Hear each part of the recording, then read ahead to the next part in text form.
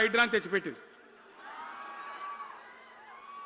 దానికి ఆ హైడ్రాకు ఆ పిసిసి ప్రెసిడెంట్ అని ఉంటాడు ఆయన, కాంగ్రెస్ కమిటీ అధ్యక్షుడు, ఆయన నిజామాబాద్లో పోయి చెప్తుండు, హైదరాబాద్లో హైడ్రా, నిజామాబాద్ కూడా తెత్తాం బిడ్డ, నిజామాబాద్లో నిడ్రా, రేపు జగిత్యాలలో కూడా జిడ్రా అంటాడు. ఇక అది ఏం కావాలి? మొత్తం పేదల కొంపలన్నీ కూల్చుడేనా? కేసీఆర్ రాజ్యానికి వచ్చినప్పుడు 3.5 లక్షల మందికి పేదలు ఎక్కడ ఉన్నారో అక్కడనే పట్టాలు ఇచ్చినాం. వాళ్ళని ఆగం చేయకుండా పాపం గరీబోళ్ళు 3.5 లక్షల కుటుంబాలకు హైదరాబాదు చుట్టుపక్కల వేరే పట్టణాల్లో కూడా పట్టాలు ఇచ్చిన వాళ్ళని బతకనిచ్చినాం.